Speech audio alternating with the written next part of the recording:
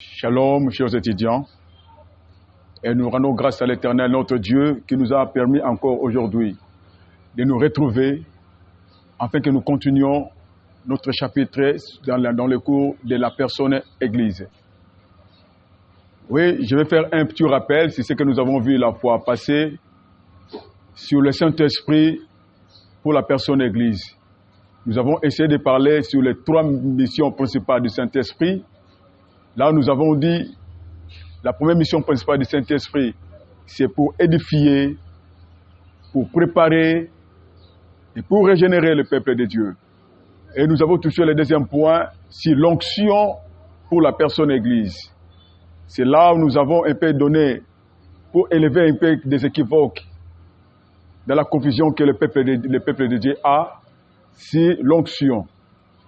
Nous avons épinglé pour dire que beaucoup de gens, le peuple de Dieu, pensent que quand on a reçu l'onction, c'est pour devenir un ministre.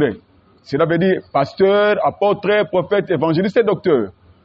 Or, l'onction n'est pas pour les ministères seulement, mais l'onction est donnée pour tous les corps. Comme référence, nous avons pris la référence de Psaume 133.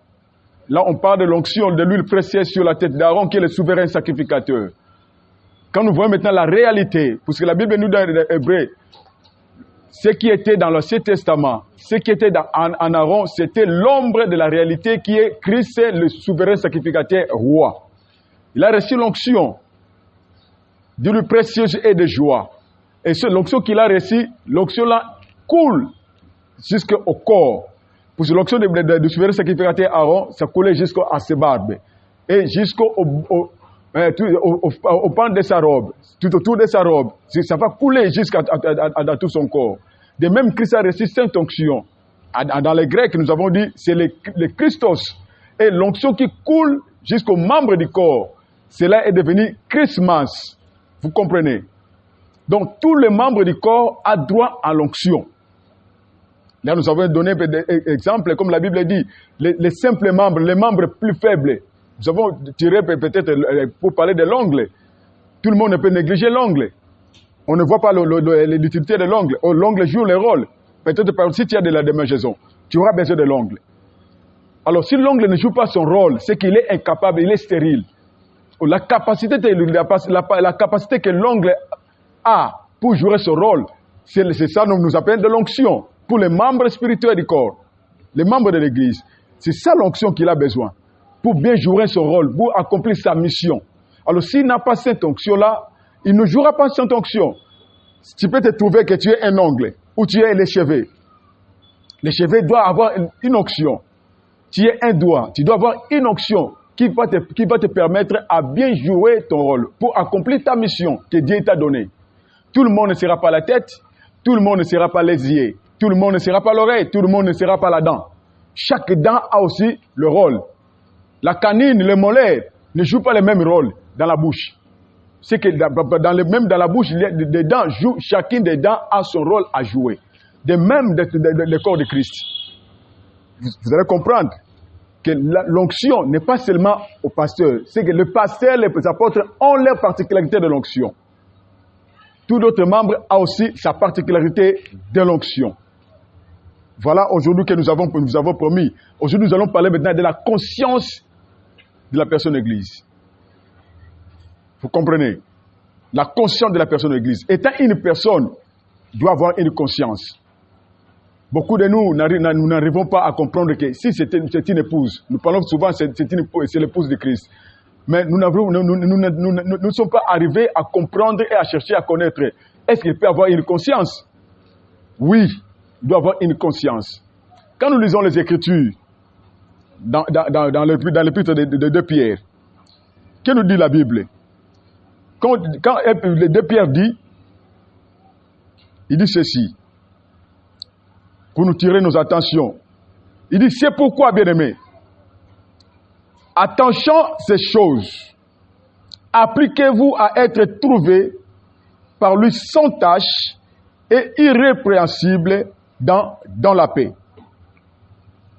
Vous comprenez? Dans la paix.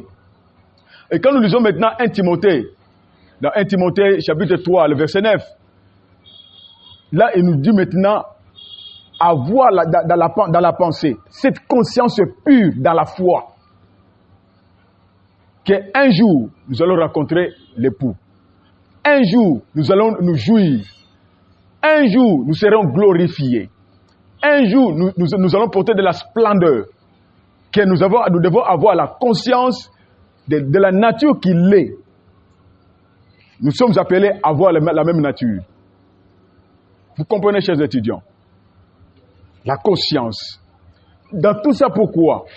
Pour que nous arrivions tous à la stature parfaite de Christ, de l'époux. Voilà pourquoi Dieu a établi par Christ des ministères pour la perfection. Tout ce que nous sommes en train de faire ici, c'est pour la perfection de ces, afin que tous les membres, tout un peuple de Dieu arrive à comprendre que je dois à l'onction. Pas seulement pour devenir pasteur, apôtre, docteur, évangéliste, mais je dois à l'onction. Cette onction me permettra, pendant que je suis sur la terre, à bien faire le culte, à bien marcher, pour qu'à la fin de toutes choses, je rencontre l'époux. En ayant cette conscience, je me fais comprendre, c'est que nous sommes appelés à garder une conscience pure de la foi. Voilà pourquoi nous voulons maintenant donner quelques motifs de la conscience que l'Église doit avoir en étant sur la terre.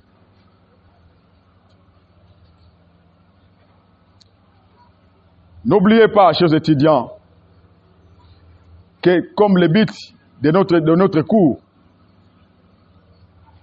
le but de notre cours est que nous arrivons à la connaissance de cette identité et de jouir de la manifestation mystérieuse de cet homme qui est notre époux, Jésus-Christ. Et en examinant toutes ces choses, nous allons comprendre pourquoi le Seigneur a établi, a bâti l'Église. Pourquoi a donné naissance à cette personne. Premier motif de cette conscience, c'est que l'Église doit avoir la conscience de sa haute vocation, sans quoi il ne pourra croître normalement dans la stature spirituelle divine. L'Église doit avoir la conscience de sa haute vocation, sans quoi il ne pourra croître normalement dans la stature spirituelle divine. Il doit avoir cette conscience de sa haute vocation. S'il n'a pas cette conscience, je vous assure, bien-aimés, nous allons tarder encore le Seigneur. Sinon, nous allons jouer le même rôle que Nimrod a joué dans le tour de Babel. Il avait la pensée, ça c'est une parenthèse, il avait la pensée de construire un tour pour aller toucher le ciel. Or, Dieu, dans le plan de Dieu, c'était de peupler la terre tout entière. Pour Nimrod, ce n'est pas de peupler la terre tout entière, d'aller nous-mêmes construire une tour pour toucher Dieu. Donc, s'il construisait pour toucher Dieu, c'est que la terre tout entière ne pouvait jamais être peuplée. De la même manière, si l'Église n'a pas la conscience de sa vocation pour arriver à la stature parfaite, ça va se tarder. Même quand nous allons chanter à haut et fort, l'enlèvement. Si nous n'avons pas cette conscience, nous allons tarder. Pourtant, il a dit, comme dit les Saintes Écritures, il vient bientôt. Le bientôt va encore s'attarder. Si l'Église n'a pas encore la conscience de sa vocation. Deuxième motif de la conscience, c'est que l'Église, elle doit savoir quel est le peuple qui se prépare à peupler la nouvelle création. Elle doit savoir quel est le peuple qui se prépare pour peupler la nouvelle création. Là, nous voyons Ésaïe 65, 17, 18. Là où la Bible nous dit, Dieu a parlé dans la bouche du prophète Ésaïe, qu'il va créer des nouveaux ciels et des nouvelles terres. Quelque part, il dit, le monde que nous voyons, ça sera roulé comme on roule une natte. Alors, quand il va maintenant créer un ciel nouveau, une terre nouvelle, qui vont peupler maintenant la nouvelle création? c'est le membre du corps de Christ. Vous comprenez? Nous sommes appelés à avoir cette conscience que c'est à nous, et c'est nous qui allons peupler cette nouvelle création. Si nous oublions cette conscience-là, ça serait même un peu grave. Là, le Saint-Esprit va, pour dire que Maranatha, ça va encore s'attarder. Même quand on chante aujourd'hui Maranatha, Maranatha, quand on dit Maranatha, qu'il vienne, c'est que le Saint-Esprit a déjà entonné les cris. Vous comprenez? L'autre motif de la conscience de l'Église, c'est que l'Église, il doit se réjouir de savoir que les malins ne peuvent pas toucher ceux qui sont nés de nouveau. L'Église doit avoir dans la conscience que les malins ne peuvent pas toucher ceux qui sont nés de nouveau. Là, ça nous donne aussi quelques touches sur le problème de la délivrance. L'Église, les membres du corps de Christ, nous marchons avec ignorance. Et là, Dieu a toujours raison. Moi, j'aime toujours parler que Dieu a toujours raison pour dire « Mon peuple est péri parce qu'il manque la connaissance ». Il ne dit pas des nations, il dit « Le peuple à lui est péri ». Nous sommes nés de nouveau, mais nous périssons. Pourquoi? Nous manquons la connaissance. Qu'est-ce que Dieu veut? Et qu'est-ce que Dieu a dit? Qu'est-ce qu'il a fait? C'est comme Paul dit, c'est comme un enfant. Il est sous les tutelles d'un pédagogue.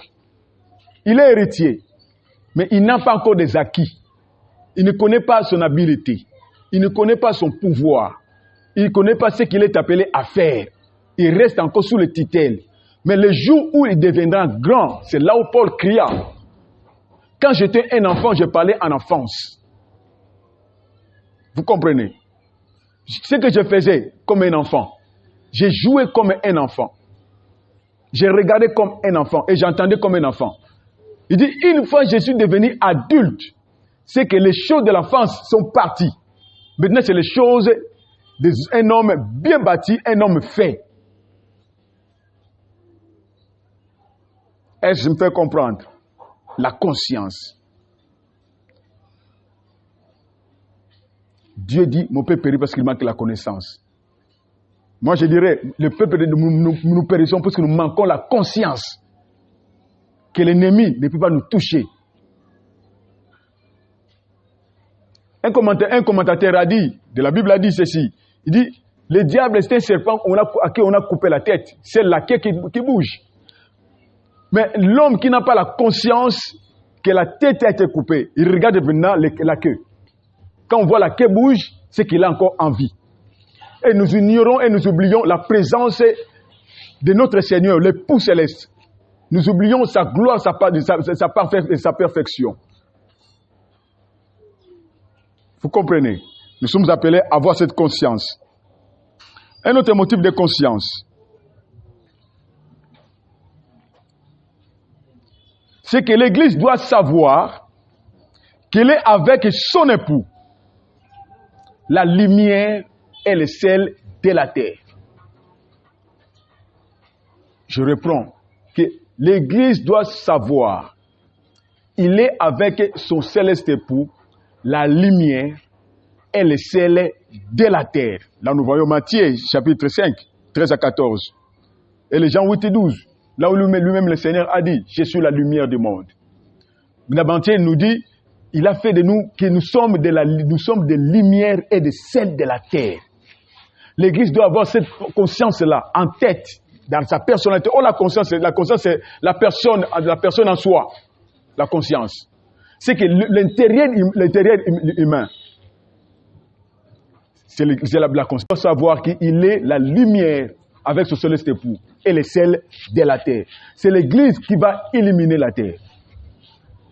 Ce n'est pas le monde qui va illuminer. Ce n'est pas la science humaine qui va illuminer. Mais c'est l'Église qui va illuminer le monde. C'est l'Église qui va donner la saveur, le goût de la terre que Dieu a créée. C'est l'Église. Quand nous nous reculons encore au commencement, quand Dieu a dit, faisons l'homme à notre image, selon notre ressemblance. Pourquoi? Afin qu'il domine sur la terre et la sigétisse. Il domine sur tout ce qui se met. C'est l'homme à qui Dieu a créé. C'était à lui de donner la saveur. Comme il a perdu cette capacité, cette habilité, Dieu maintenant, dans sa préscience, il a préparé une épouse pour son fils unique. Cette épouse-là, c'est l'Église. Maintenant, à l'Église de manifester, d'illuminer ce monde ici. C'est pas comme on attend aujourd'hui des hommes tentés de dire, quand on voit quelqu'un faire ceci, c'est qu'il a reçu ça du diable. Quand on voit de la lumière ceci, il y a ça. Or, c'était à l'Église le rôle. C'est à nous, les membres du corps. C'est à nous qui constituons l'Église, les nés de nouveau. Nous sommes appelés à donner les goûts là, à l'Église, au monde, à éliminer ce monde avec de la parole qui est la lumière de Dieu. Si nous oublions et nous laissons cette partie à l'homme qui est faible, qui est déjà déchu, le monde va périr. Vous comprenez, chers étudiants. Un autre motif de conscience que l'Église doit avoir. Elle doit avoir la conscience qu'elle est une multitude pluriraciale et que toute forme de frontières érigées par des dénominations est dans son corps un sérieux handicap. Je reprends. L'Église doit avoir la conscience qu'elle est une multitude pluriraciale et que toute forme de frontières érigées par des dominations sont pour elle un sérieux handicap. Là, nous disons l'Église est universelle. Là, nous ne parlons pas d'Église catholique. D'abord, des catholiques, là, vient du grec, qui est la terre entière. De kata olein geos, la terre entière. C'est le mot d'un érudit, d'un savant chrétien, Ignace, qui l'avait donné, l'un des pères de l'Église. Quand il a trouvé que l'Église est tentée d'occuper la terre entière, il dit maintenant que le christianisme est devenu catholique. Vous comprenez? Est devenu catholique. Là, nous parlons maintenant des catholiques, que le membre du corps de Christ, partout là où il se trouve dans le monde entier, au-delà des frontières des dénominations. L'Église n'est pas limitée dans les dénominations. Les dénominations, c'est comme un arbre qui a des branches, ce sont des branches du corps. Vous comprenez? Chaque branche joue son rôle à produire des fruits. Mais tous dans un seul arbre. Mais quand l'Église reste dans les limites des frontières des dénominations, il ne jouera pas son rôle. Là, ça ne sera pas une Église. Ce n'est pas l'Église. Ne parlez pas de l'Église, même pas l'enlèvement. Vous comprenez? Prenez par exemple quelqu'un qui dit, c'est nous qui sommes Église, d'autres ne sont pas Église. C'est déjà une frontière. Je me souviens, un frère m'a posé la question du pasteur. Chez nous, nous avons entendu l'un de nos pasteurs responsables qui dit, si tu veux aller au ciel, il n'y a pas un autre endroit au monde si seulement chez nous. Pour nous avons reçu le message d'un prophète.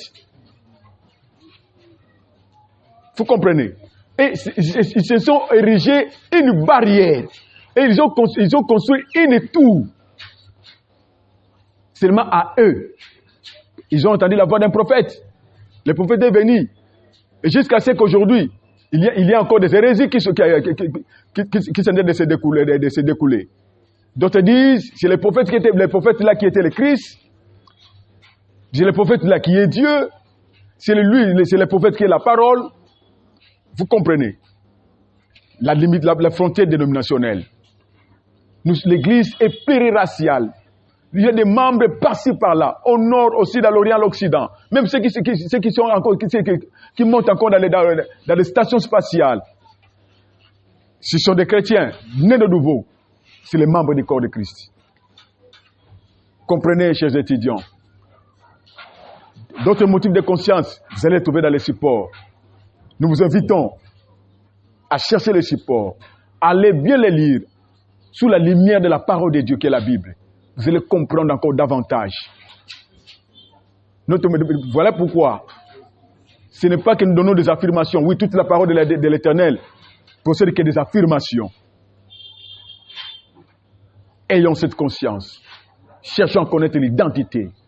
Et l'ennemi fera loin de nous. Que Dieu vous bénisse.